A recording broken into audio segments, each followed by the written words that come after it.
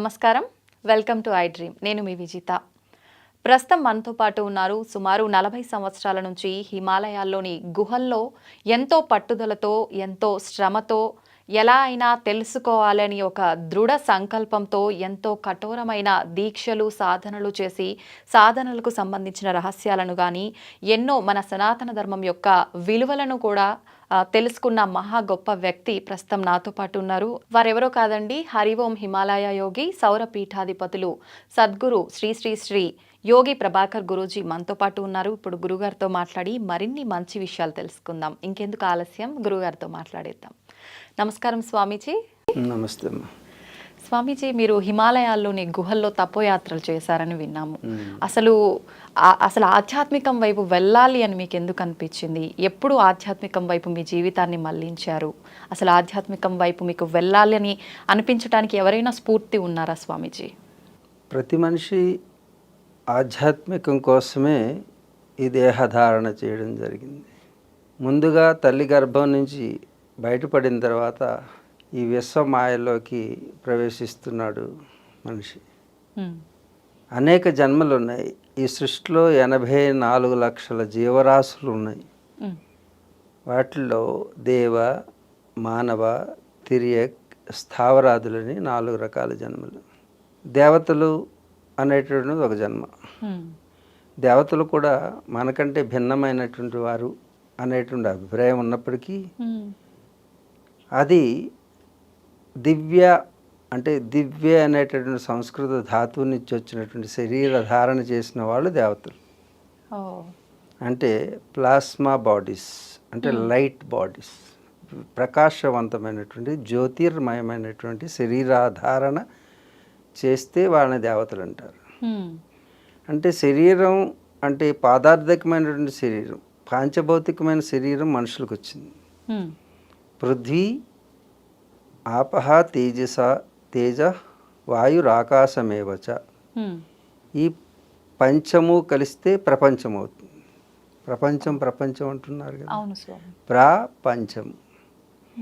5తో తయారైనటువంటి దాన్ని ప్రపంచం అంటారు. It's not a world. The world is nothing. There is no meaning for world. But మన భారతీయ సంస్కృతిలో ప్రపంచం అంటే పంచముతో చేయబడినది.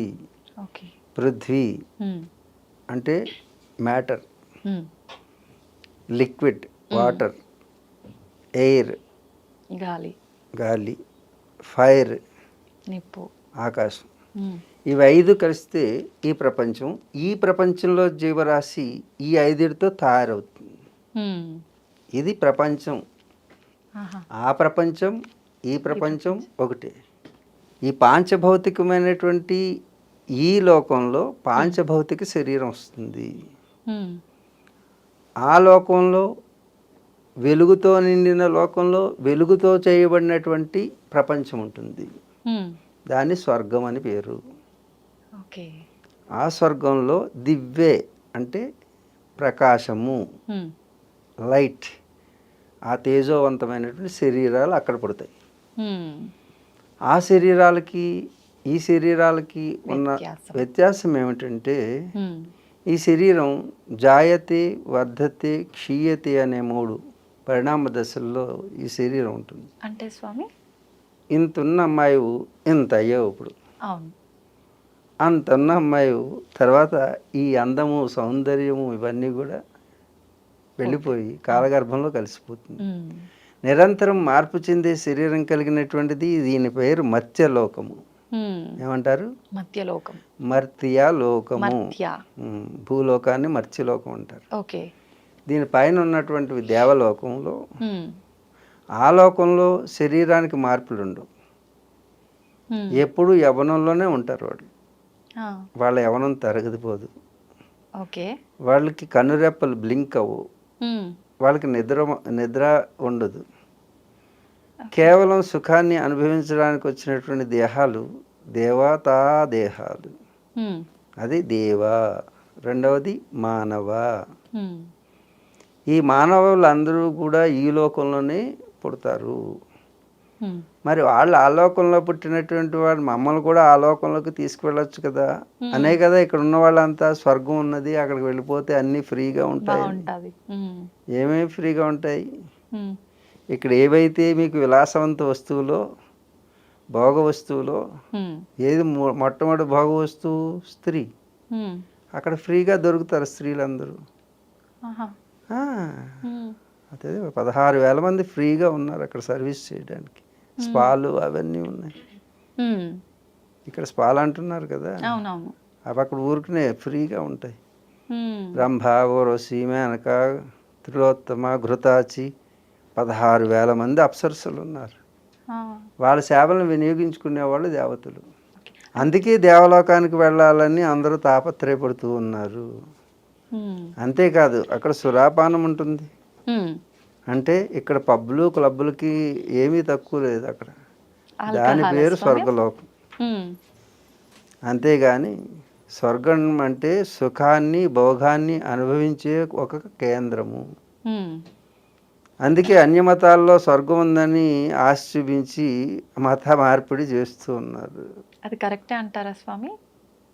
మత మార్పిడి. ఎవరు స్వర్గాన్ని కాంక్షిస్తున్నారో వాళ్ళకి కరెక్టే. హ్మ్. ఈ స్వర్గాలు నరకాలు సుఖాలకి అతీతమైనటువంటిది. ఇవన్నీ భోగాలకు సంబంధించినవి. హ్మ్. ఎవరు యోగాన్ని కోరుకుంటున్నారో వారు స్వర్గాన్ని కోరుకోరు. యోగం అంటే నీ యొక్క స్థితిని నీవు చేరడం యోగం. హ్మ్. మనం మన స్థితి నుంచి దూరం అయిపోయాం. అసలు మన స్థితి అనంటే ఏంటి అదే స్వామి? వస్తున్నా. హ్మ్. మొట్టమొదట అడిగిన ప్రశ్నకి సమాధానంగా హ్మ్. దేవత జన్మ, మనుష్య మానవ జన్మ. జన్మ. ఈ మనుష్య జన్మకు వచ్చేటప్పుడు దేవతలు ఆ లోకంలో ఎందుకున్నారంటే కేవలం పుణ్యం చేసిన వాళ్ళు మాత్రమే ఆ లోకానికి వెళ్తారు. హ్మ్. మళ్ళా పుణ్యం అంటే ఏమిటి పాపం అంటే ఏమిటి అనేది అదొక సుదీర్ఘమైనటువంటి అంశం. సమాధానం. హ్మ్. పుణ్యం చేస్తే దేవతలై పుడతారు. హ్మ్. పాప పుణ్యముల కలయికతోటి ఈ భూలోకంలో పుడతారు.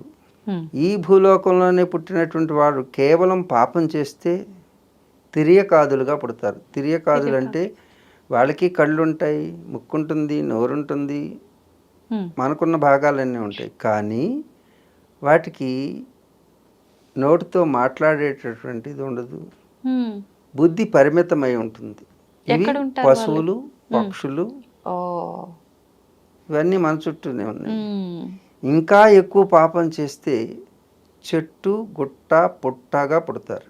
కొండలు, ఆహా! గుట్టలు, చెట్లు. ఇది పాషాణమైన జన్మ అంటారు. హ్మ్. వీటిని స్థావరాదులు అంటారు. స్థావర, తిర్యక్, మానవ, హ్మ్. దేవతలు. ఓకే. 4 రకాలుగా పుడతామన్నమాట. హ్మ్. ఈ పుట్టినటువంటి వాళ్ళలో మనుష్య జన్మ కడు దుర్లభం. మనిషిగా పుట్టడం అనేది దుర్లభమైనటువంటి విషయం. హ్మ్. ఎందుకంటే మనిషి ఒక్కరికి ఇలా కూర్చునేటువంటి అవకాశం ఉంది. అలా పెదవులతో నవ్వేటువంటి అవకాశం ఉన్నది. ఇక ఏ జీవరాశి నవ్వలేదు, హ్మ్. ఏ జీవరాశి ఆసనంలో కూర్చోలేదు. కూర్చోలేదు. ఈ ఆసనంలో కూర్చునే స్థితిలో నాడీ మండల వ్యవస్థ ఈ విశ్వ విజ్ఞానాన్ని అంతటినీ తెలుసుకునేటటువంటి ఒక అద్భుతమైనటువంటి డిస్క్రిమినేటింగ్ పవర్ అంటే బుద్ధి, వివేకం కలిగేటటువంటి అవకాశం స్థిరంగా కూర్చునే వాళ్ళకు ఉంటుంది. హుహుహు. మాటి మాటికి కదిలే వాళ్ళకి హ్మ్. మనసు కదులుతూ ఉంటుంది. ఆలోచనల పరంపర అనేక విధాలుగా వెళ్తుంది. మీ ఆలోచనలు ఎన్ని విధాలుగా వెళ్తుందో మీలో ఉన్నటువంటి అద్భుతమైనటువంటి ఆత్మశక్తి హ్మ్. అనేక విధాలుగా స్ప్లిట్ అయిపోతుంటుంది. ఓకే. వికేంద్రీకరణ జరుగుతుంది. హ్మ్. ఆ వికేంద్రీకరణ వలన ఆత్మశక్తిని మనం పొందలేక ఈ భౌతికమైనటువంటి పదార్థిక లోకంలో లౌకికమైనటువంటి సుఖాలని కోరుకుంటున్నాం. అవును. సుఖం అనేటటువంటిది హ్మ్. ఏ వస్తువులోనూ లేదు, లేదు. ఏ వ్యక్తుల్లోనూ లేదు. హ్మ్. కానీ మనం వెతుక్కుంటున్న సుఖం వ్యక్తులు, వస్తువులు. వస్తువు కొన్నప్పుడు కొత్తదిగా ఉన్నప్పుడు చాలా బాగుంటుంది. అవును. ఆనందమే వేరు. కాలం పరిణామ దశను చూసినప్పుడు అది పాతబడిపోతూ ఉంటుంది. హ్మ్. శాశ్వతమైనటువంటి సుఖాన్ని ఇవ్వలేదు. అవును. వ్యక్తులు శాశ్వతమైన సుఖాన్ని ఇవ్వలేదు. అందుకు ప్రతి మనిషి రోజు వెతుకుతూ ఉన్నాడు, అసంతృప్తితో జీవిస్తూ ఉన్నాడు. సంతృప్తి లేదు. ఎందుకు అంటే మనిషి ఏది వెతుకుతున్నాడో అది దొరకడం లేదు. కానీ వెతకాల్సిందేదో అది తెలియడం లేదు. ఇది తెలియచెప్పేటటువంటిదే భారతీయ తత్వశాస్త్రం. ఆ భారతీయ తత్వశాస్త్రంలో ఈ మనిషి ఎవరు, ఇది పొందాల్సిందేమిటి, ఆ పొందడానికి చెయ్యాల్సిందేమిటి, చేస్తున్నదేమిటి, ఈ ప్రశ్నలు వేసుకుని జీవితాన్ని కొనసాగిస్తే అది యోగం అవుతుంది. అలాంటి యోగ మార్గాన్ని పొందేటటువంటి అవకాశం ఈ మానవ జన్మకి మాత్రమే ఉన్నది. అందుకే ఈ మానవ జన్మ మనకు లభించడం కాదు దుర్లభమని శాస్త్రాలు ఘోషిస్తూ ఉంటాయి. అందుకు ఆ మానవ జన్మ మనకు వచ్చింది కాబట్టి ఆ మానవ జన్మతో మనం సాధించాల్సింది ఏమిటి అని తెలుసుకునే ప్రయత్నం చేస్తే మనకి సుఖము శాంతి లభ్యమవుతుంది. ఆధ్యాత్మికం వైపు మీరెందుకు వెళ్ళారు? ఎవరు మీకు స్ఫూర్తి? ఈ ఆధ్యాత్మికం అనేటువంటి ప్రతి ఒక్కరిలోనూ ఉంటుంది. అదే ఈ అన్వేషణ. ఆ అన్వేషణలోనే ఈ ప్రపంచంలో వెతుకుతున్నాం. ప్రపంచంలో బాహ్య ప్రపంచంలో వెతుకుతున్నటువంటిది ఏదైతే ఉందో ఆ ప్రపంచం అంతా తిరగాలంటే అంతరిక్షం వరకు వెళ్ళాలంటే అందుకే సైంటిస్టులు అంతరిక్షంలోకి వరకు వెళుతున్నారు. కనీసం ఈ గ్రహాన్ని విడిచి పక్క గ్రహాన్ని కూడా తెలుసుకోలేకపోయారు. ఈ అనంతమైనటువంటి ఆకాశంలో అనంతమైనటువంటి గ్రహాలను ఎప్పుడు తెలుసుకుంటారు? అందుకే అంతరిక్షంలో ప్రయాణం చేసేది సైంటిస్టులు అయితే అంతరంగంలోనే అంతా ఉన్నదని తెలుసుకుని అంతరంగంలో ప్రయాణం చేసి తెలుసుకున్నవారు సెయింట్స్, భారతీయ సనాతన ఋషులు. అందు గురించి ప్రతి ఒక్కరూ కూడా ఆధ్యాత్మిక చింతన అందరిలోనూ ఉన్నది. కానీ అది తెలియక ఆధ్యాత్మిక చింతన అంటే ఆనందాన్ని వెతకడం. ఆనందం అంటే ఎవరు అంటే నీ స్వస్వరూపం. ఆనందం బయట నుంచి రాదు. ఏ వస్తువు నుంచి ఆనందం పొందలేము మనం. మనలో ఉండేదే ఆనందం. ఇతనితో మాట్లాడితే ఇతనితో ఉంటే నాకు సుఖం ఉన్నది అని నువ్వు అనుకుంటేనే సుఖం ఉంటుంది. అవతల వాడు సుఖం ఇస్తే సుఖం ఉండదు. మనం ఫీల్ అవుతాం. You must feel it. That is your experience. You are the centre of everything. Nothing else in this universe. You are the universe. If you feel it, if you experience it, then only happy. It will fulfill. నువ్వు అనుకోకపోతే నీకు ఇంద్రలోకం నుంచి ఇంద్రుడు వచ్చినా నీకేమనిపించదు, సుఖాన్ని ఇవ్వలేరు. అలాగే నీకు చుట్టూ ఏసీలు ఉన్నా నీవు అనుకూలంగా అనుకోకపోతే ఒళ్ళంతా వేడిగా ఉంటుంది. కాబట్టి సుఖం, సంతోషం, ఆనందం వీటి గురించి తెలుసుకోవాలి. సుఖం అంటే ఏమిటి, సంతోషం అంటే ఏంటి, ఆనందం అంటే ఏమిటి చెప్పండి. కేవలం ఈ లౌకికమైనటువంటి వాటి నుంచి నువ్వు సుఖాన్ని పొందవచ్చు, సుఖాన్ని కొనుక్కోవచ్చు. వేడిగా ఉంటే ఒక ఏసీ కొనుక్కోవచ్చు, సుఖంగా ఉందనుకోవచ్చు. నువ్వు అనుకుంటేనే సుఖం, ఏసీ సుఖాన్ని ఇవ్వదు. నువ్వు అనుకోకపోతే అక్కడుండి టెన్షన్ పడుతున్నావు అంటే వాళ్ళంతా చెమటలు పడతాయి. అవును. కాబట్టి నీకు ఏది అనుకూలం అనుకుంటున్నావో నువ్వు అనుకోగలిగితే ఆ వస్తువు నీకు సుఖాన్ని ఇస్తుంది, ఆ వ్యక్తి నీకు సుఖాన్ని ఇస్తారు. నువ్వు అనుకోకపోతే ప్రతికూలమైతే అది నీకు సుఖాన్ని ఇవ్వలేదు. సుఖం అనేది శారీరగతమైంది. శరీరానికి సుఖంగా అంటే కంఫర్ట్గా ఉంటే దాని పేరు, అనుకూలంగా ఉంటే సుఖం. ఇక సంతోషం అంటే మనసుకి అనుకూలంగా ఉంటే సంతోషం. ప్రతికూల పరిస్థితులు శారీరకంగా ఉన్నప్పటికీ నీ మనసు సంతోషంగా ఉంటే చెట్టు కూడా ఒక 5 స్టార్ హోటల్లా కనపడుతుంది. లేకపోతే 5 స్టార్ హోటల్ కూడా చాలా చెట్టు కింద కనపడుతుంది. నువ్వు అనుకోగలిగితే అది మానసిక స్థితి. అంటే సంతోషం మనోగతమైనది, సుఖం శరీరగతమైనది. ఈ రెండూ కూడా తాత్కాలికంగా ఉండేటటువంటివి. సంతోషము సుఖం కూడా. సుఖం కూడా. కానీ ఆనందం అనేది ఎప్పుడు ఉండేది. హ్మ్. అది ఎక్కడి నుంచి వచ్చేది కాదు, అది కొనుక్కునేది కాదు, కనుక్కునేది కాదు, కొనుక్కుంటానికి దొరికేది కాదు. హ్మ్. ఈ కొనుక్కుంటానికి అతీతమైనటువంటిది, అందనిది, హ్మ్. అందరిలో ఉండేది ఆనందం. సంతోషం, ఆనందం 2 ఒకటి కాదు. కాదా స్వామి? ఏంటి వ్యత్యాసం? చెప్పానుగా, హ్మ్. మనసులో అనుకుంటే అది సంతోషం, హ్మ్. శారీరకంగా పొందితే దాని పేరు ఆనందం. సుఖం. ఓకే. శారీరకంగా నీకు సుఖం వచ్చినా నీ మనసులో సంతోషం లేకపోతే ఈ సుఖం ఎందుకు పనిచేయదు? హ్మ్. అవును. కానీ ఈ 2 తాత్కాలికమైనటువంటివి, సుఖ సంతోషాలు. హ్మ్. కానీ ఆనందం అనేది నీ స్వస్వరూపం. దాన్ని ఎక్కడా కొనలేము, కనుక్కోలేము. హ్మ్. ఎప్పుడూ ఉండేది. శాశ్వతమైనది. ఇది తెలుసుకున్న చిన్నప్పుడే హ్మ్. అవగతమైంది నా తల్లిదండ్రుల ద్వారా. హ్మ్.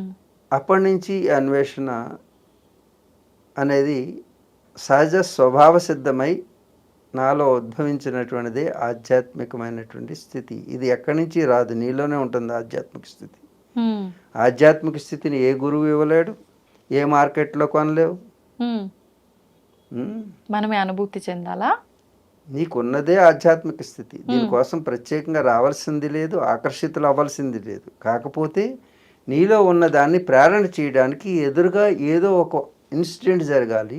హ్మ్. ఆ ఇన్సిడెంట్ ఏమిటి అని అడుగుతున్నావు. కానీ నన్ను పుట్టించేటప్పుడే మా తల్లిదండ్రులు హ్మ్. ఆ యొక్క సంకల్పంతో పుట్టించారు. అంచేత నాకు ప్రత్యేకంగా ఇన్స్పిరేషన్ అంటూ ఏమీ లేదు. హ్మ్. నా జీవన విధానమే ఆధ్యాత్మిక జీవన విధానం. ఇది ప్రతి మనిషికి ఉన్నదే. హ్మ్.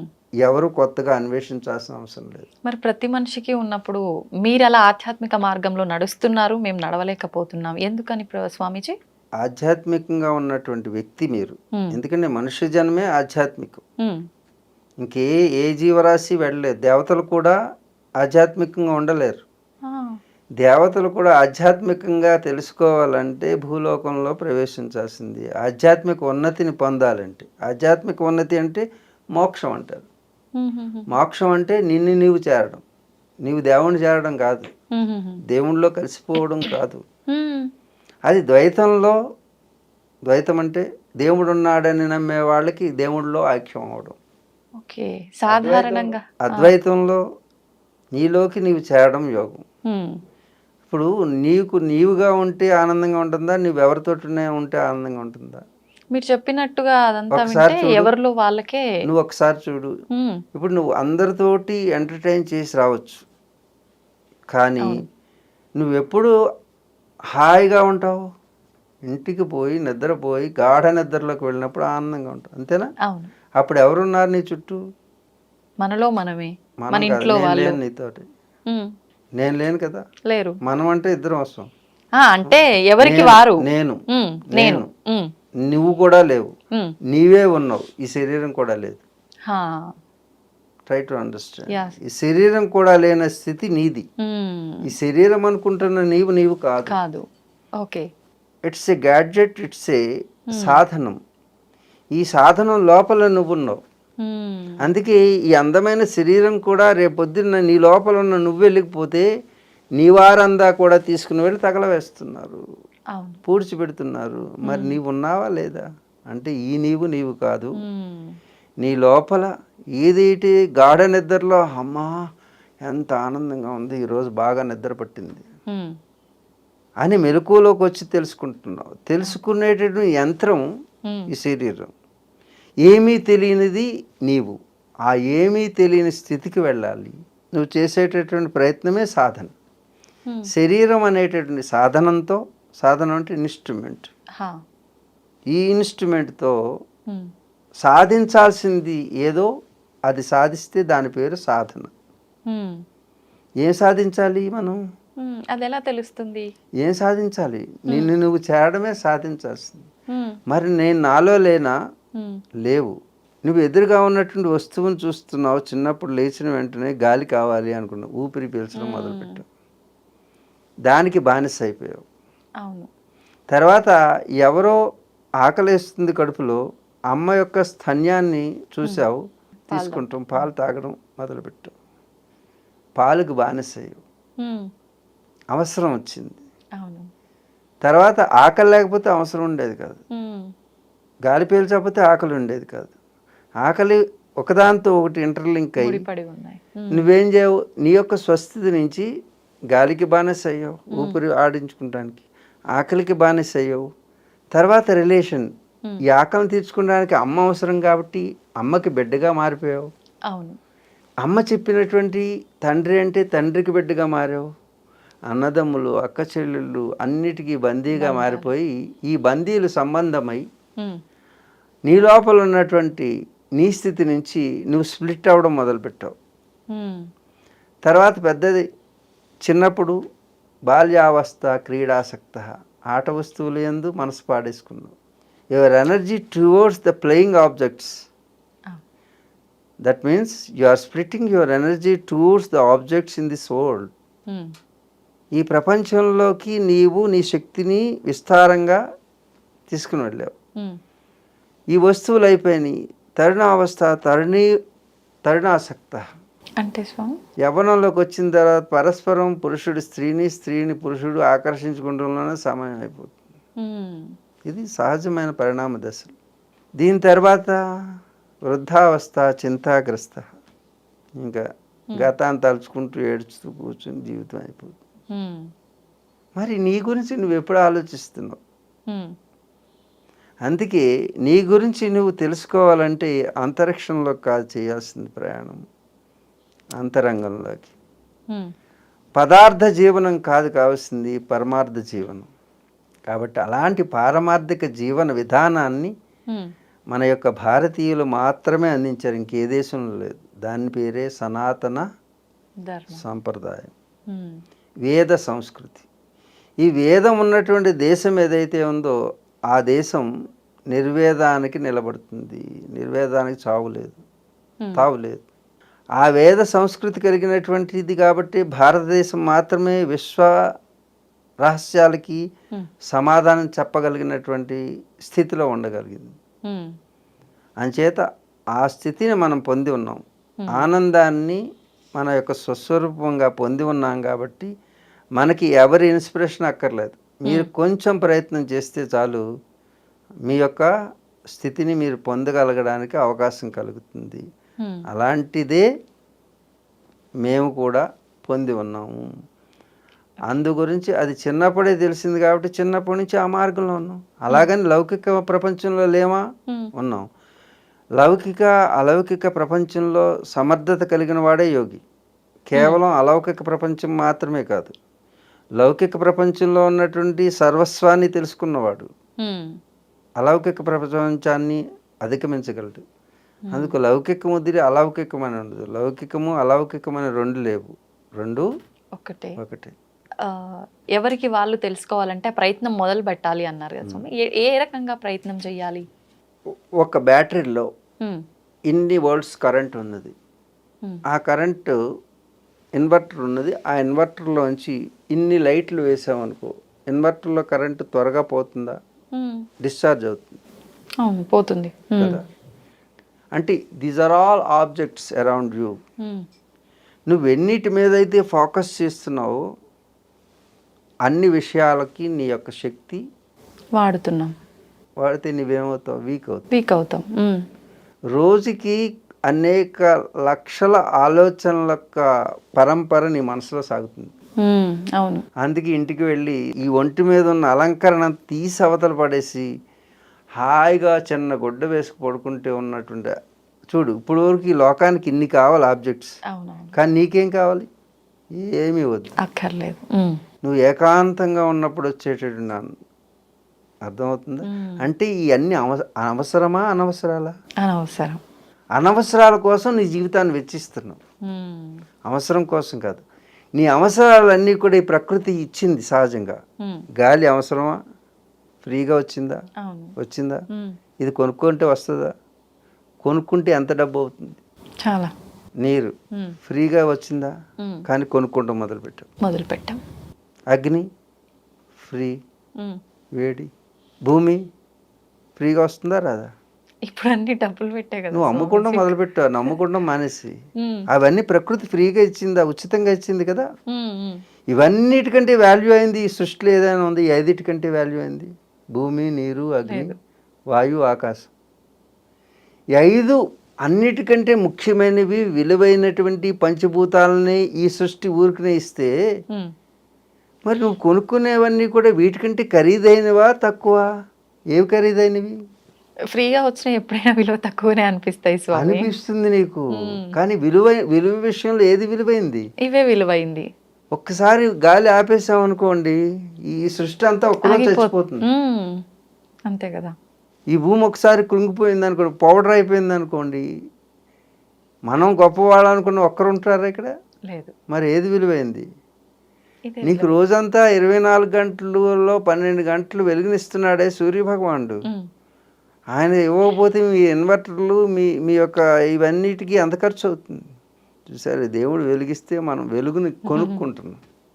మనిషి స్వార్థంతో ఉమ్. భూమిని అమ్మడం మొదలుపెట్టాడు. నమ్ముకుంటే మనకు భోజనం పెట్టేది. ఉమ్. అలాంటి భోజనం పెట్టి అమ్మని అమ్ముకుంటాం మొదలుపెట్టాడు. నమ్ముకుంటాం మాని ఉమ్. భూమి పో అనుకుంది. భూమి తర్వాత ఉమ్. నీరు మీరై, మీకు జీవజలమై మిమ్మల్ని నిలుపుతున్నది నీరైతే అది ఉచితంగా ఇస్తుంది. నీరు లేకపోతే ఒక గంట బ్రతకలేవు. అవును. ఆ నీరు ఈ శరీరంలో జీవమై నిన్ను నిలుపుతుంది. ఉమ్. ఆ నీటికి విలువ కట్టగలవా? లేదు. కానీ దాన్ని కూడా అమ్ముదడం మొదలుపెట్టాడు. అవును. మనిషి స్వార్థం. ఉమ్. అగ్నిని అమ్మడం మొదలుపెట్టాడు, వాయువుని అమ్మడం మొదలుపెట్టాడు. రేపటి నుంచి మీ ముక్కుకి కూడా మీటర్ పెట్టేటటువంటి వస్తాయా స్వామి? ఆ, ఉమ్. మీ ముక్కుకి మీటర్ పెడతారు. ఉమ్. ఎంత గాలి పీల్చావో దానికి డబ్బు కట్టండి. ఆ. ఇవి రేపు రాబోయే కార్పొరేట్ వ్యాపారాలన్నీ ఇలాగే ఉంటాయి. ఉమ్. అగ్నిని అమ్ముతున్నారు, చూశారు కదా, ఈ కరెంట్ ఇవన్నీ కూడా అమ్ముతున్నారు.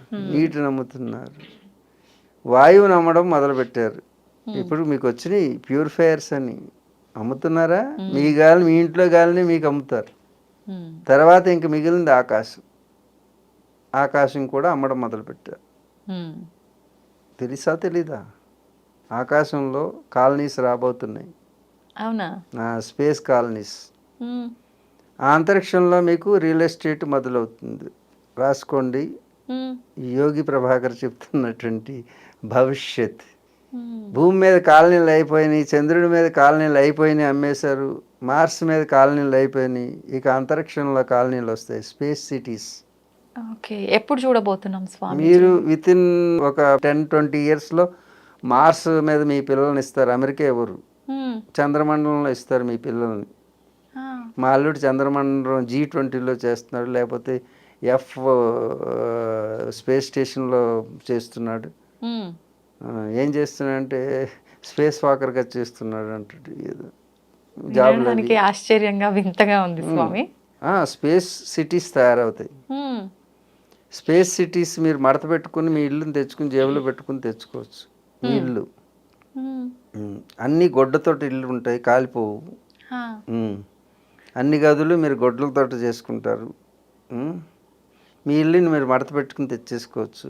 ఉమ్. ఈ ఇల్లు ఉండవు. ఉహుం. ఈ అంతరిక్షం అమ్మడంతో ప్రపంచ వినాశనం పూర్తయిపోతుంది. ఎందుకంటే పృథ్వీ, ఆపహ, తేజ, వాయుర్, ఆకాశమేవచ. ఉమ్. 5 భూతాలను ఎప్పుడైతే అమ్ముకున్నాడో అప్పుడు ఈ మనిషి వినాశనం పూర్తయిపోయింది. ఒక సైకిల్ పూర్తయిపోతుంది. మరలా రీజనరేషన్ స్టార్ట్ అవుతుంది. ఉహుం. మళ్ళా సృష్టి మరలా మొదలవుతుంది. ఉమ్. అంటే అప్పుడు మనం అంతా ఎవరం నేను ఉండను, నువ్వు ఉంటావో లేదో నాకు తెలియదు. ఆ. అంతమైపోతుంది అంటే ఎవరు ఉంటారనే కదా స్వామి? మన శాంపిల్ చూపించాం కదా, కరుణ. ఉమ్. కరుణ. కరుణ ఉమ్. కరుణ చూపిస్తేనే అలా ఉంది. ఉమ్. ఇక ఈ పంచభూతాలని అమ్మేసుకుంటే మనిషి, నమ్ముకోవాల్సిన మనిషి అమ్ముకుంటున్నాడు. ఉమ్. ఇది స్వార్థం ఎప్పుడైతే పెరిగిపోయిందో, పరార్థత ఎప్పుడైతే తరిగిపోయిందో, తనలో జీవశక్తి అంతా కూడా నిర్వీర్యం అయిపోతుంది. ధర్మానికి హాని కలిగింది కాబట్టి. ఓకే. అంటే కలియుగం అంతమైపోతుంది అంటారు, అట్లా అనుకోవచ్చా స్వామి? ఇది కలియుగం 4,32,000 సంవత్సరాలు. ఆ. అన్ని 4,32,000. దాని ఆయుష్. ఉమ్. మామూలు ఆయుర్దాయం ఎంత 100 సంవత్సరాలు కదా మనిషికి. మనకి ఏ విధంగా 100 సంవత్సరాల ఆయుర్దాయం ఉందో అలాగే యుగానికి కూడా ఆయుర్దాయం ఉంటుంది. బ్రహ్మగారికి ఆయుర్దాయం ఉంటుంది, విష్ణువుకి ఆయుర్దాయం ఉంటుంది, శివుడికి రుద్రుడికి ఆయుర్దాయం ఉంటుంది. ప్రతి ఒక్కరు చనిపోతారు. బ్రహ్మ, విష్ణు, మహేశ్వరుడు కూడా చనిపోతారు. దేవతలకు కూడా చావు ఉందా స్వామి? దేవతకి చావు ఉండదని ఎవరో చెప్పారు. అది ఒక జన్మ.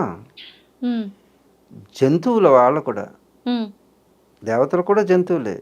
జంతువు అనే పదానికి అర్థం ఏమిటంటే జాయతే, ఏదైతే పుట్టినదో అది జంతువు. వాళ్ళు కూడా పుట్టిన వాళ్ళే కదా దేవతలవుగా. పుట్టిన ప్రతిదాన్ని జంతువు అంటారు. జాయతే అంటే పుట్టడం. పుట్టావా నువ్వు, నువ్వు జంతువు. చీమ పుట్టిందా, జంతువు. దోమ పుట్టింది, జంతువు. భామ పుట్టింది, జంతువు. చీమైనా, దోమైనా, భామైనా జంతువే. అలాగే దేవత అయినా పుడితే జంతువు. ఏదైతే పుట్టిందో దానికి 3 పరిణామ క్రమాలు ఉంటాయి. ఏమిటంటే జాయతే, వర్ధతే, క్షీయతే. జాయతే అంటే పుట్టడం, పుట్టిందా పెరగడం, సహజమైన పరిణామక్రమం. పెరిగిందా చనిపోతుంది. కానీ దేవతలు ఆ అంటే ఆ జన్మని వదిలేసి మరో జన్మ తీసుకుంటారు లోక కళ్యాణార్థం కోసం అంటారు, కానీ చనిపోతారు పుట్టుక చావులని ఎక్కడ వినలేదు కదా స్వామి. నీ కాలంలో, నీ వయసులో, నీవు చేయగలిగిన సమయంలో ఆ రూపం, ఈ రూపం, ఈ రూపం ఎన్ని మార్పులు వచ్చింది? అప్పుడు ఫోటో ఇప్పుడు ఫోటో ఒకలాగానే ఉందా? లేదు లేదు, అలాగే మార్పులు ఎన్ని అవతారాలు ఎత్తావు నువ్వు? బాల్యం, కౌమారం, యవ్వనం, వృద్ధాప్యం అన్నిట్లో నీ రూపం మారింది. అలాగే వాళ్ళకి కూడా ఆ యొక్క స్థితిని బట్టి ఆ రూపాలు మార్చుకుని వాళ్ళు వారి పని చేస్తుంటారు. చ అంటే కామరూపులు. వాళ్ళు ఏ రూపం కావాలంటే ఆ రూపాన్ని ధరించేటువంటి శక్తి వాళ్ళకు ఉంది, మనకు లేదు. ఉన్నది నీకు కూడా. నువ్వు ఒక సినిమాలో ఒక యాక్టర్గా ఉంటే ఇంకొక సినిమాలో ఇంకొక హీరోయిన్, ఇంకొక పాత్ర ఉంటుంది. ఇది చేయొచ్చు నువ్వు, పాత్రలు మాత్రమే మార్చొచ్చు. అలాగే వాళ్ళు కూడా పాత్రలు మారుస్తున్నారు. పాత్రను బట్టి వేషధారణ, రూపం ఎలా వస్తుందో ఆ స్క్రీన్ మీద వాళ్ళు ఈ స్క్రీన్ మీదకి అలాగే వస్తున్నారు. అంతే, దెర్ ఇస్ నో డిఫరెన్స్. వాళ్ళ యొక్క కాల పరిణామం ఎక్కువ. ఆ పరిమాణాన్ని బట్టి వాళ్ళు అవతారాలు. ఎంత ఉంటుంది స్వామి అంటే చెప్పచ్చా? దానికి చెప్తాను. 4,32,000 సంవత్సరాల కలియుగం ఈ కలియుగం. అందుకే ఈ కలియుగం ప్రథమ పాదంలో ఉన్నాం. 5,000 సంవత్సరాలు అయింది మనకి, 5,200. 4,32,000 సంవత్సరాలు ఉంది కలియుగం. అప్పుడే ఇంకెంత ఉంది? కలియుగం అంతం ఎలా అవుతుంది? అవునవును, 4,32,000 సంవత్సరాలు అయితేనే కలియుగం అంతం అవుతుంది. మరండి ఇప్పుడే భరించలేకపోతున్నాం ఈ దాష్టికాలు ఏమిటి అని అడుగుతుంటారు చాలా. ఈ దాష్టికాలు పరాకాష్ఠకు వచ్చినప్పుడు మళ్ళీ సైకిల్ స్టార్ట్ అవుతుంది. దాష్టికం పరాకాష్ఠకు వచ్చిన తర్వాత మళ్ళీ ధర్మం, పాత పాలు తాగడం, పాత కొర్రలు తినడం, పిడకలతోటి వంట చేసుకుంటాం, పుల్లలతో వంట చేసుకుంటాం, మళ్ళీ మొదలవుతుంది. పాత పంటలు మళ్ళా దున్నుకుంటాం, ఆవును కట్టేసుకుని పాలు పితుక్కుంటాం, ఈ నైటీలు ఇవి మానేసి చీరలు కట్టుకుంటాం, నిక్కర్లు వేసుకుని ఆడవాళ్ళు తిరుగుతున్నారు కదా. వీళ్ళ పరాకాష్ఠకు వచ్చేసారు, చివరి వరకు వచ్చేసినాయి గుడ్లు. పెద్ద 7 గజాలు చీరలు చిన్నవి అయిపోయినాయి కదా, మళ్ళీ ఇవి పొడుగైపోతాయి. ఇలా సైక్లింగ్ జరుగుతుంటుంది. అంతేగాని ఏ పరాకాష్ఠ లేదు, ఏమీ ఉండదు. ఇది కాలచక్రం అనమాట. ఇలా పైకి వచ్చేస్తుంది, మళ్ళీ కిందకి వెళ్ళిపోతుంది. అందుగురించి పాత అలవాట్లన్నీ మళ్ళీ వచ్చేస్తాయి. అలాంటి వాళ్ళని ఇప్పుడు పిలుస్తున్నారంటే మొన్నటి వరకు పబ్లు, క్లబ్లు నిండిపోయి ఇప్పుడేమో ఆశ్రమాలు నిండిపోతున్నాయి. అంటే పూర్వకాలానికి వెళ్ళిపోతున్నారు అందరూ. అన్ని వస్తున్నాయి. ఈ సైకిల్లో అది పెద్ద మాకేం విచిత్రం అనిపిస్తుంది. స్వామి మీరు ఈ లోకం అంతా పాడైపోతుంది, వచ్చి ఉద్ధరించండి. ఉద్ధరించడానికి ఏమీ ఉండదు. ఉద్ధరించడం అంటే ఆ సైకిల్ని ఆపడం. ఆపడం మంచిదా చెడ్డా? మంచిదే, కానీ సాధ్యపడుతుంది కాదు. ఆ సైకిల్ ముందుకు నడవాలంటే ఆపకూడదు. అవునవును, సృష్టి ధర్మానికి విరుద్ధం. ఎవరు ఈ లోకాన్ని ఉద్ధరించేవాళ్ళు లేరు, ధరించేవాళ్ళు లేరు. It's a common cycle, natural cycle is there. అయినా అది ఆపడం సాధ్యపడుతుందా స్వామి? ఒక స్త్రీ ఋతుక్రమం మొదలైంది, మొదలైతే పండగ చేసుకుంటున్నావా, దండగ అనుకుంటున్నావా? పండగ చేసుకుంటా. పండగ చేసుకోవాలి కదా. ఇప్పుడు పాడవుతుంటే పండగే చేసుకోవాలి. అది పాడవట్లా, నేచర్లో ఒక సైకిల్ స్టార్ట్ అయింది. ఓకే, పాడవడం అనేది సహజమైన పరిణామ క్రమం. ఇప్పుడు బిడ్డ పెద్దదైంది అని సంకేతం చెప్తుంటే అమ్మ చెప్పొద్దు అంటే తల్లి అయ్యేటువంటి అర్హత ఈ రోజు నుంచి వచ్చింది అని ఒక సంకేతం అది. అలాగే లోకంలో చెడిపోతుంది, అదేదో భయంకరంగా ఉంటుంది చిన్నపిల్లలకి తెలియక. అవును. ఆ స్థితి అలాగే మీకు భయంకరంగా ఉంటుంది. ఏది జరిగే పెద్ద పిల్ల అయినటువంటి ఒక స్త్రీ అంటే ప్రకృతి. ప్రకృతిలో రీప్రొడక్టివ్ సిస్టమ్ నువ్వు అర్హురాలు అని తెలియజేయడానికి వచ్చినటువంటి ఒక ప్రక్రియ, ఒక పరిణామ దశ ఆ పిల్లకి భయంకరంగా అనిపిస్తుంది కదా. అవును. ఆ తల్లికి తండ్రికి భయంకరంగా ఉంటుందా? మరి తల్లిదండ్రుల పొజిషన్లో ఉన్నటువంటి మాకు ఈ లోకం చెడిపోతుందంటే మాకే భయం లేదు. చెడు పోతుంది, వెళ్ళిపోతుంది, లోపల ఉన్న చెడు పోతుంది అని ఆ తల్లికి ఎలా తెలుస్తుందో మాకు అలాగే తెలుస్తుంది. మేము ఉద్ధరించట్లేదా అంటే ఉద్ధరించాల్సింది ఏమీ లేదు. చూస్తూ ఉండడం, దాని గురించి తెలుసు కాబట్టి ఈ లోకం గురించి మేము కంగారు పడం. బిడ్డ యొక్క రజస్వలం చూసి ఆ తల్లి పొంగిపోతుంది, బిడ్డ ఇబ్బంది పడుతుంది. ఇబ్బంది పడడం కాదు, కంగారు పడిపోతుంది. అర్థమైందా? ఆ బిడ్డ స్థితి ఈ లోకంది, ఆ తల్లి స్థితి మాది. ఇప్పుడు చెప్పు, లోకం చెడిపోతుందా చెడు పోతుందా? మీకు తెలిసినంత వరకు చెడు పోతుందని తెలుసున్నంత వరకు చెప్పు. ఇప్పటి వరకు విన్నది విన్నావా, వినలేదు? మీరు చెప్తుంటే కరెక్టే అనిపిస్తుంది స్వామి, కానీ మేము చూస్తుంటే మాత్రం మా ప్లేస్ నుంచి ఇలాంటివన్నీ జరుగుతున్నాయి కదా, ఎందుకు ఆపలేకపోతున్నారు? ఆ బిడ్డ స్థితిలో ఉన్నామని అర్థం. నా స్థితికి రావాలంటే నువ్వు కూడా అనుభవం వస్తే వస్తుంది, తప్పదు. ఈ లోకం అంతా కూడా బిడ్డ స్థితిలో ఉంది కాబట్టి తండ్రి స్థితిలో యోగులు ఉంటారు కాబట్టి వాళ్ళకి ఏం కంగారు లేదు. వాళ్ళని ఉద్ధరించాలా అని అనుకుంటారు, వాళ్ళు సహజం. తల్లి ఏంటి ఇలాగ ఆనందంతో పండగ చేస్తుంది, నాకెంత ఇబ్బందిగా ఉంటే కడుపు నొప్పి వచ్చింది, ఇవి వచ్చింది, అవి వచ్చింది, అంత బాగాలేదు, చిరాకుగా ఉంది అనిపిస్తుంది. ఆ బిడ్డ స్థితి ఆ తల్లికి ఉండదు, తనకు ఆనందం వస్తుంటుంది. ఎందుకంటే ఈ పరిణామ దశలో ముఖ్యమైన ఘట్టానికి చేరిందని, ఈ లోకం కూడా పరిణతి చెందుతూ ఆ స్థితికి వచ్చింది అంటే పరాకాష్ఠకి చేరాడు అనుకో, ఒక నాయకుడు కానీ ఒక పరిపాలకుడు కానీ వాడు అంతం వచ్చింది అని తెలుసుకో. ఇప్పుడు జరాసంధుడు కానీ అర్థం, జరాసంధుడు ఎంత ఇబ్బంది పెట్టాడు, పరాకాష్ఠకి వచ్చి. గజాసురుడు దేవుణ్ణే కడుపులో పెట్టేసుకోవాలనుకున్నాడు. జరాసంధుడు భూమిని అంతటిని పొందేయాలనుకున్నాడు. చెట్టు గుట్ట పుట్ట రాయి రప్ప మట్టి మశానం అన్నీ అమ్మేసుకున్నాడు. ఎవరు? జరాసంధుడు, గజాసురుడు, నరకాసురుడు. జాగానా పాలకుడు ఇలా ఉంటే జగనాసురులు అవుతారు, ప్రళయం. ఇది తెలిసిన యోగులు తల్లి స్థితిలో ఉంటారు. కాబట్టి ఇది పరిణామ దశలో నాయకులు పుడుతుంటారు, వినాయకులు పుడుతుంటారు. ఇది ఒక కాలచక్రం. ఆ కాలచక్రంలో జరిగేటువంటి నువ్వు ఏ పొజిషన్లో ఉన్నావో అక్కడి నుంచి భయం అనిపిస్తుంది.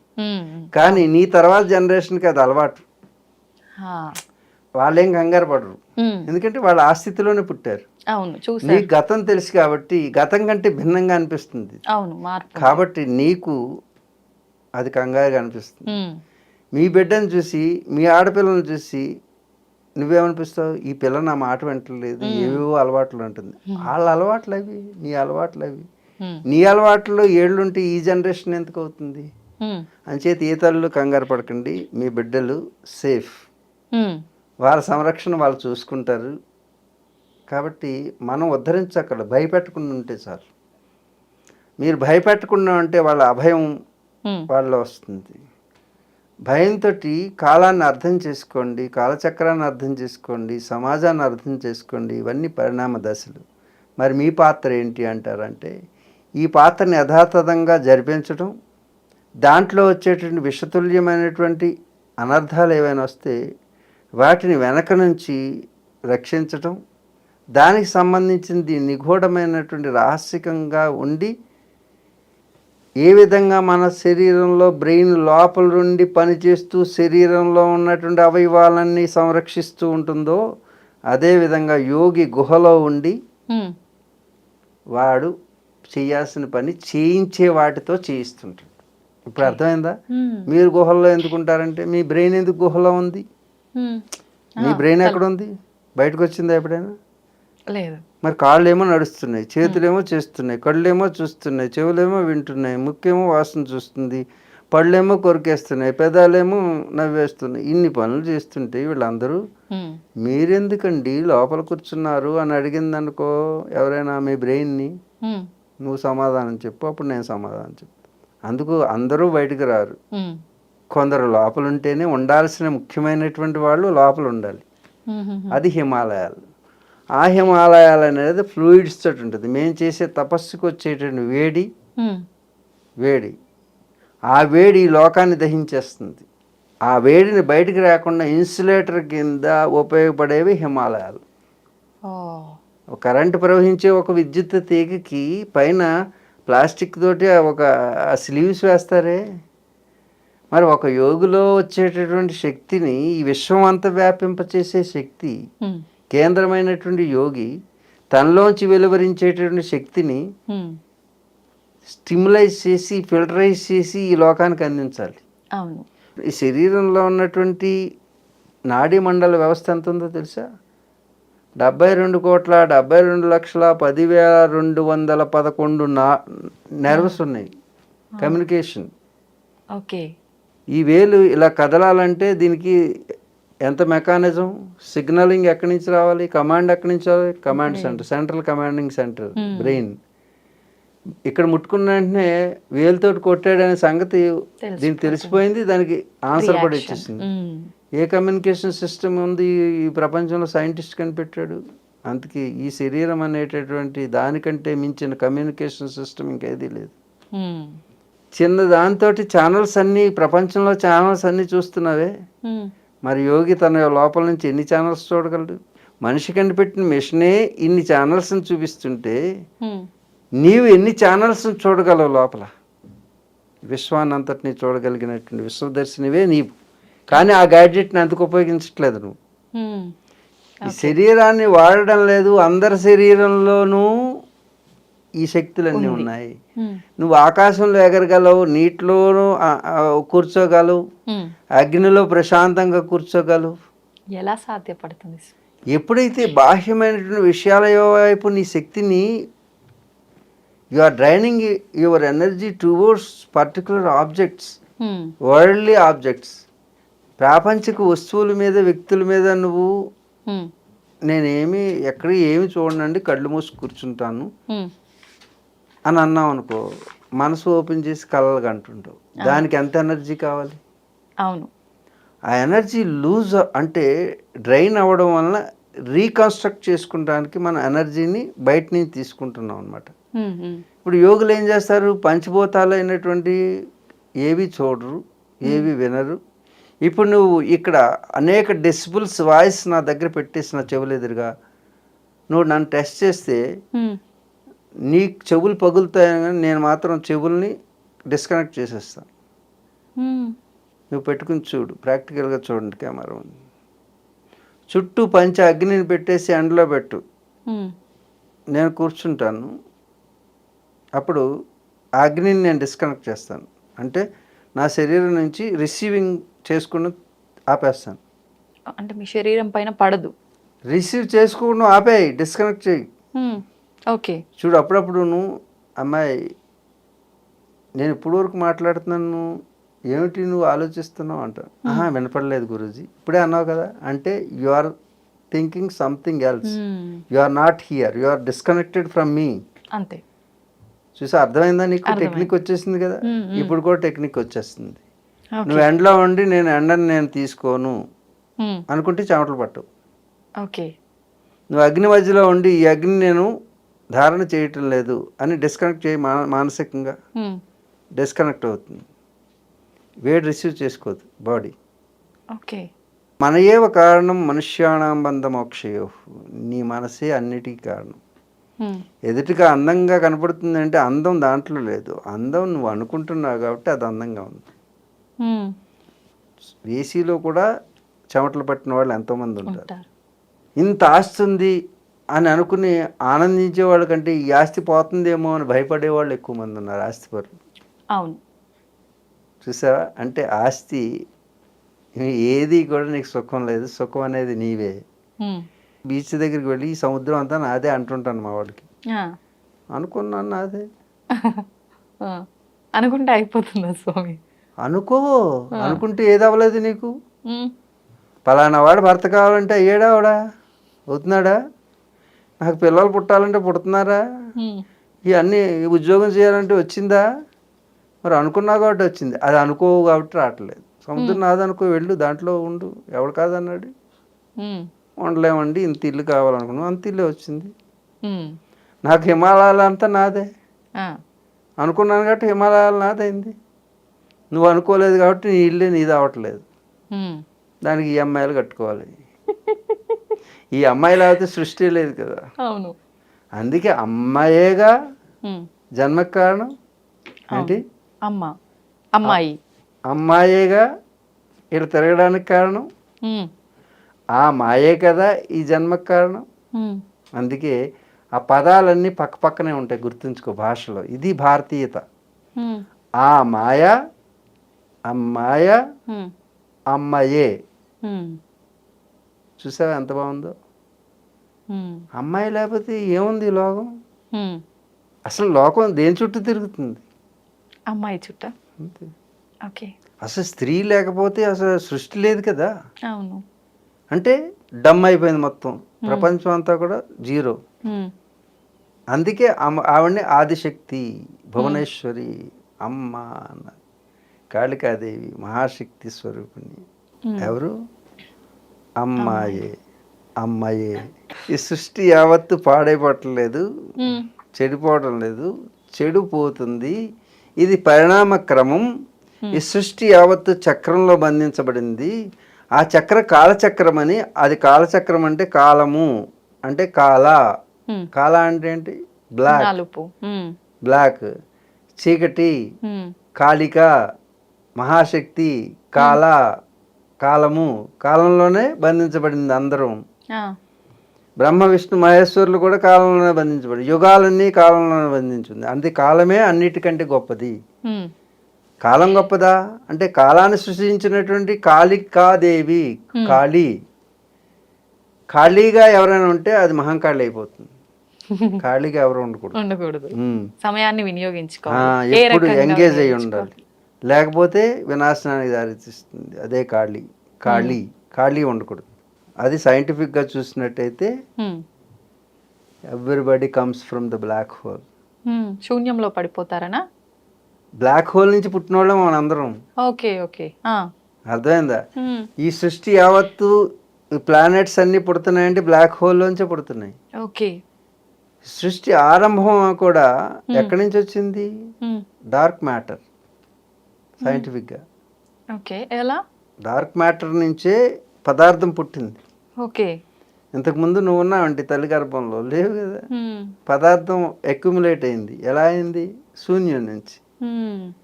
దాంట్లో ముక్కు, కళ్ళు, కాళ్ళు, చేతులు, వాటి గోర్లకి పాలిష్ బయట వేసి తెచ్చుకున్నావు అనుకో, రంగు దేవుడు సహజంగా చూడు పింక్ కలర్ వేసాడు నాకు. అవును. నువ్వు పింక్కి బదులు ఎరుపు, నలుపు అన్నీ వేసుకుంటున్నావు. అది ఆయన వేసే పంపించాడు దేనికి కలర్ వేయాలో. ఇవన్నీ అనవసరమైనవి అంటారు. అవసరాలన్నీ భగవంతుడే తీర్చాడు పంచభూతాల ద్వారా. మరి ఇవన్నీ సృష్టించింది భగవంతుడు కాదంటారా? భగవంతుడు ఒక రోబోని తయారు చేసి ఆ రోబోకి ఆర్టిఫిషియల్ ఇంటెలిజెన్స్ ఇచ్చారనుకో, దాన్ని ఎవరైనా ఆపరేట్ చేయాలా? మరి రోబోనే ఆపరేట్ చేసే సిస్టమ్ వాడి చేతిలో పెట్టుకోకపోతే నిన్ను సొంతంగా ఆయనలాగా తయారు చేసి వదిలేసిన తర్వాత ఆయన ఎందుకు ఆపరేట్ చేస్తాడు? అందుకు నువ్వు చేసుకునేటట్టు నిన్ను తయారు చేశాడు. ఆయనకు స్వార్థం లేదు, స్వేచ్ఛనిచ్చాడు. నువ్వేం చేస్తున్నావు? అనవసరాలకి అవసరాలను ఉపయోగించుకోమని అన్నీ ఇస్తే, పంచభూతాలను ఇస్తే, మరి 2 విత్తనాలు వేయరా అంటే దాంట్లోంచి వచ్చింది తినరా అంటే దాన్ని అమ్మేసుకున్నావు. నీళ్లు ఉట్టినే పైనుంచి నీకు నీళ్లు ఇస్తాను రావా అంటే మా ట్యాంకులో పెట్టుకుని దానికి ఫిల్టర్లు వేసుకుని తాగుతానన్నావు. నీ ఇష్టం, నీ కర్మ. నీ ఆలోచన ఇంత దిగజారిపోతే అది సైన్స్ పేరుతో నేను చాలా అభివృద్ధి చెందాను అనుకోండి. సైంటిస్టులు మేమేమో ఇప్పుడు కాబట్టి గొడ్డలు కప్పుకొని వచ్చాం. మాకు గొడ్డ అవసరం కూడా లేదు, అంటే వస్త్రం యొక్క అవసరం కూడా లేదు మాకు. దిగంబరులమై ఉంటాం మా సాధనలో. శరీరమే దిక్కులు అంటే అష్టదిక్కులు. అంబరం అంటే వస్త్రం. దిక్కులను అంబరంగా కలిగినటువంటిది శరీరం. మళ్ళా దీనికి శరీరానికి ఇంకొక గుడ్డ, ఈ శరీరమే నీకు గుడ్డ.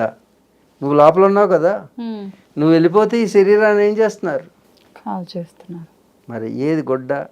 ఈ శరీరమే ఒక వస్త్రం, మళ్ళా దీనికి వస్త్రాలు. అంటే ఒక గ్యాడ్జెట్టే దానికి కవర్ వేస్తే ఆ కవర్కి మళ్ళా కవరు. అందుకే ఇది ఆధునికులు ఆడే ఆట. ఆధునికత పేరుతో ఆధునికులు ఆడే ఆట. సహజంగా పరిణామ దశలు వస్తుంటాయి. బుద్ధివంతుడి నుంచి బుద్ధి క్షీణత, బుద్ధి క్షీణత నుంచి బుద్ధిమంతులు పుడుతూ ఉంటారు. ఇది ఒక కాలచక్రం. కాబట్టి ఈ కాలం అనేటటువంటి చక్రంలో జరుగుతున్నటువంటిది యథాతథంగా దర్శిస్తూ దేని యందు వికారం చెందకుండా నీవు నీ స్థితిలో ఉండగలిగితే అది యోగం అవుతుంది. స్వామీజీ, విద్యకు చదువుకు మధ్య వ్యత్యాసం ఏమైనా ఉందంటారా? రెండు ఒకటే అంటారా? చదువుకుంటున్నావు నువ్వు? చెప్పు, చదువుకున్నావా లేదా? చదువుకున్నా. కొన్నా. ఇది చదువు కొనబడేది కాదు. చదువుకి విద్యకి మధ్య ఉన్నటువంటి వ్యత్యాసం ఏమిటి అని అడుగుతున్నావు.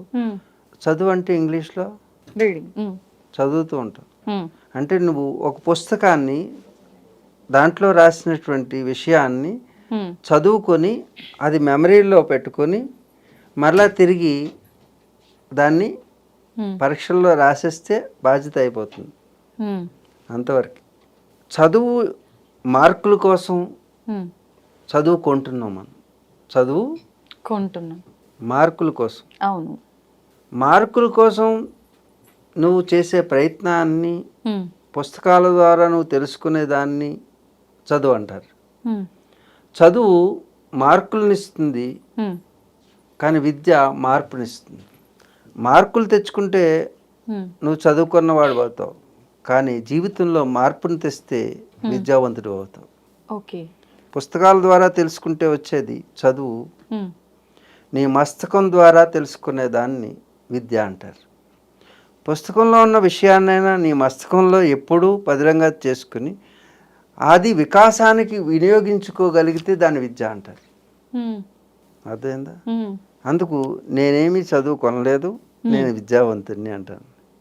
విద్య మనం మనోవికాసాన్ని పొందింపజేసి బుద్ధి విచక్షణను పెంచి తద్వారా సత్యాన్ని తెలుసుకోవడానికి ఉపయోగపడేది విద్య. కానీ చదువు వాస్తవిక దృక్పథం, అంటే సైన్స్ ఎంతవరకు తెలుసుకుంటుందో అది చదువు. కానీ చదివి ఈ చదువు ఎక్కడ ఆగిపోతుందో, ఇంకా తెలుసుకోలేదో, ఆ తెలియని దాన్ని తెలియజెప్పేటటువంటి సత్యాన్ని గురించి తెలియజెప్పేది విద్య. ఏంటి? సైన్స్ అంతా వెళ్ళి ఆగిపోతుంది ఒక చోట, డెడ్ ఎండ్ వస్తుంది, ఇంకా అక్కడి నుంచి సమాధానం దొరకదు వీళ్ళకి. ఇప్పుడైనా చూడండి, క్వాంటమ్ ఫిజిక్స్ కానీ ఆటమ్ గురించి కానీ ఇప్పటి వరకు సైంటిస్టులు తెలుసుకున్నది 1%. 99.9% ఉంది ఇంకా. ఎప్పుడు తెలుసుకుంటారు?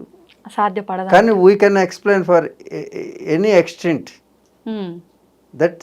అది విద్య. ఓకే. విద్య అనేటటువంటిది ఈ సృష్టి యావత్తుని కూడా గురించి తెలియజెప్పేటటువంటి దాన్ని విద్య అంటారు. అంటే దానికి తెలియందంటూ లేదు. జ్ఞానే అని అర్థం. విద్య అనే పదం దేని నుంచి వచ్చిందంటే విద్ అనే సంస్కృత ధాతువు నుంచి వచ్చింది. విద్య అంటే ఏంటి అంటే చెప్పలేరు. విద్య అంటే చదువుకోవడం అనుకుంటారు. విద్య అంటే అది కాదు. విద్ అనే సంస్కృత ధాతువుకి జ్ఞానం అని పేరు. విద్య అనేది కలిగినటువంటి దేశం ఈ ప్రపంచంలో ఏదైనా ఉంటే ఈ భూమండలం మీద అది భారతదేశం. మిగతా వాళ్ళు విద్యావంతులు కాదు, నువ్వు అడిగినట్టు చదువుకున్న వాళ్ళు. చదువుకుంటే సైంటిస్టులు అవుతారు, విద్యావంతులైతే సైంటిస్టులు అవుతారు. ఋషులే విద్యావంతులు. ఋషులు కలిగిన దేశం భారతదేశం. విద్య, చదువు జీతాన్ని ఇస్తుంది, బ్రతుకు తెరువునిస్తుంది. కానీ విద్య జీవితాన్ని ఇస్తుంది, అది జీవితానికి పరమార్థం చూపిస్తుంది. అలాగే చదువు ఎప్పుడూ కూడా పుస్తకంలో ఉంటుంది, విద్య మస్తకంలో ఉంటుంది. చదువు కొంటే వస్తుంది, విద్య తెలుసుకుంటే వస్తుంది. అందుకే పుస్తకంలో కొంతే ఉంటుంది, మస్తకంలో అంతా ఉంటుంది. పుస్తకంలో ఉండేది చదువు, మస్తకంలో ఉండేది విద్య. విద్య వికాసాన్ని ఇస్తుంది, చదువు ధనాన్ని ఇస్తుంది, విద్య సాధనాన్ని ఇస్తుంది. హ్మ్.